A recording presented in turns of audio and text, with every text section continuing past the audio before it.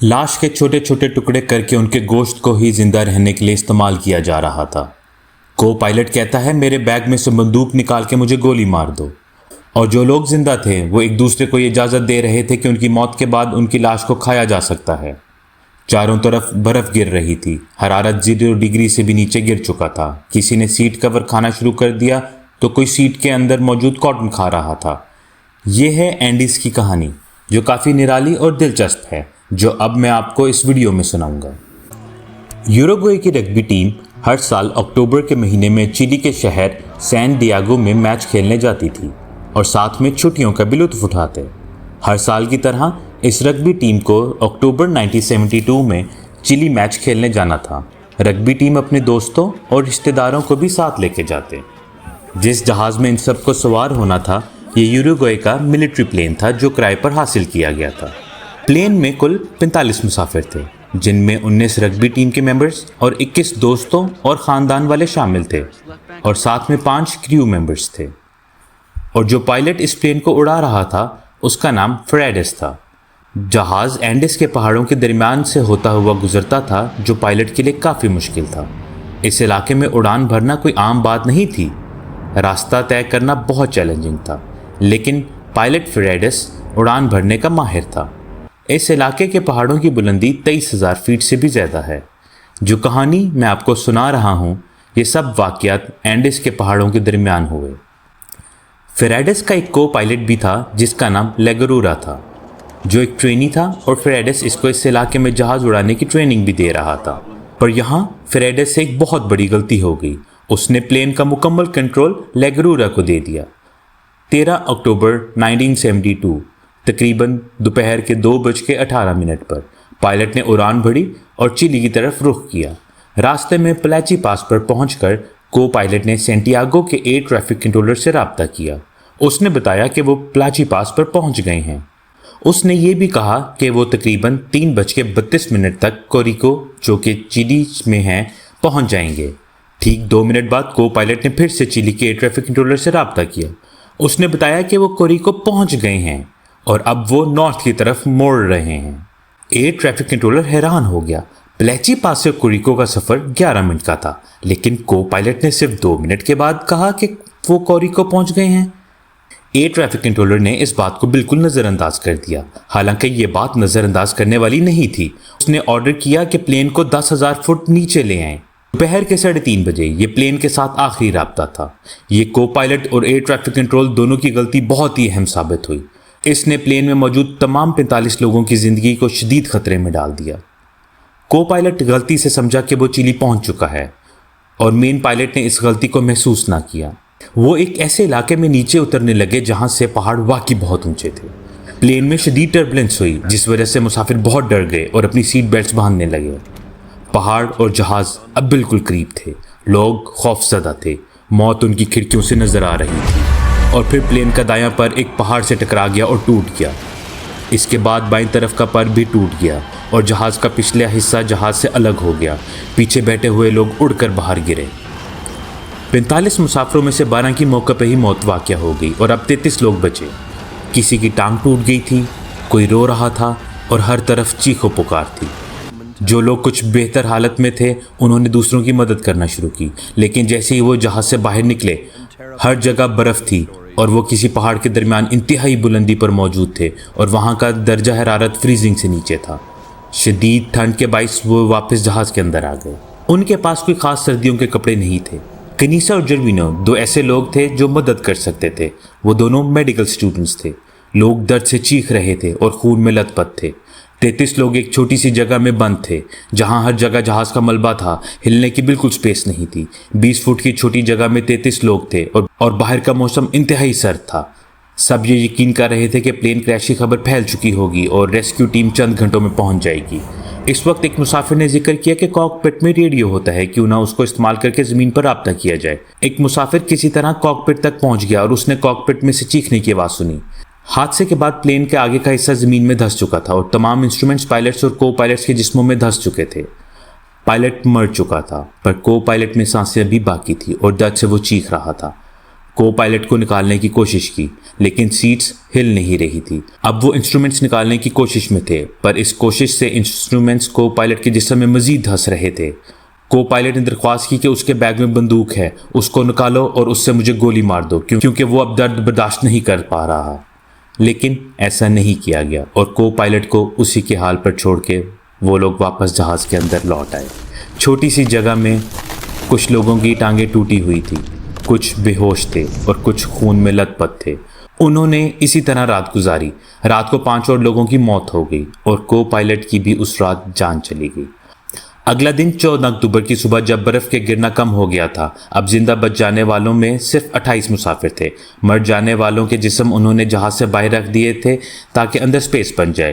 یہ دن بھی گزر گیا لیکن کوئی ریسکیو ٹیم نہ آئی۔ ان کے پاس کھانے کے لیے چند کھجوریں، تھوڑی سی چاکلیٹس اور سوکھا آلو بخارا تھا، اور کھانے کو وہ 28 لوگ تھے۔ آس پاس برف تو بہت تھی پر پانی نہیں تھا، اس لیے پانی کی جگہ برف کھا لیتے، پر برف بھی خون اور پٹرول سے آلود تھی۔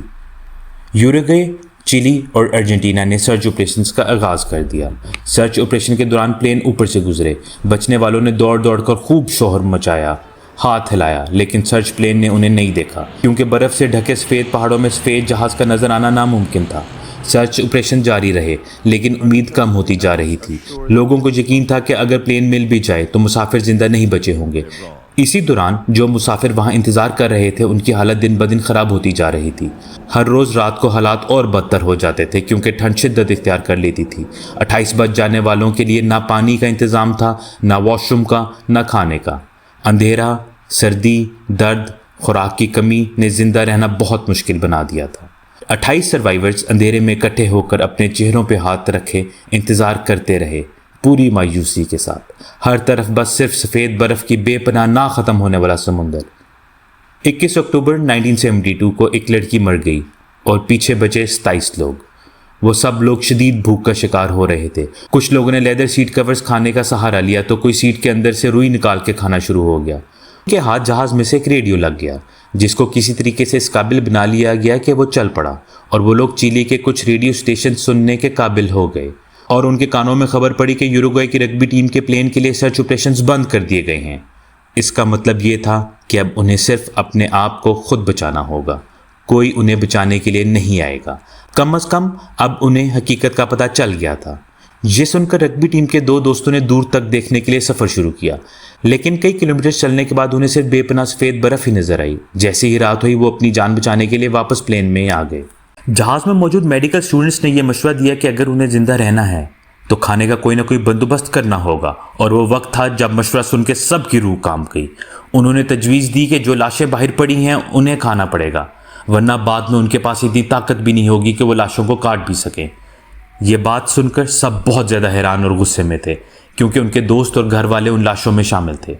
مجبوراً فیصلہ کیا گیا لاشوں کو کاٹ کے ان کا گوشت کھا لیا جائے۔ اس سے پہلے وہ ایسا قدم اٹھاتے 9 اکتوبر 1972 کو اللہ نے ان بچ جانے والوں پہ ایک اور پہاڑ توڑا جب ایک ایولانچ نے حملہ کیا، جس کے نتیجے میں 8 لوگوں کی جان چلی گئی۔ اس حادثے کے بعد صرف 19 لوگ زندہ بچے اور ان کے لیے چلنا بھی مشکل ہو گیا تھا۔ جو لوگ پہلے 80 کلو کے تھے اب ان کا وزن 30 سے 40 کلو کے درمیان آ گیا تھا۔ اب ان کے پاس کوئی خوراک نہیں تھی تو انہوں نے مل کے لاشیں کھانا شروع کر دی۔ جیسے جیسے دن گزرتے گئے 3 اور لوگوں کی موت ہو گئی۔ اب صرف 16 لوگ زندہ بچے تھے۔ انہوں نے آپس میں یہ بھی عہد کیا کہ اگر کوئی ہم میں سے مر گیا تو دوسروں کو ان کے جسم کو استعمال کرنے کی اجازت دی جائے گی تاکہ وہ زندہ رہ سکیں۔ انہیں اب یہ سمجھ آئی کہ موت کا انتظار کرنا بیکار تھا، اس لیے کچھ کرنا ضروری تھا۔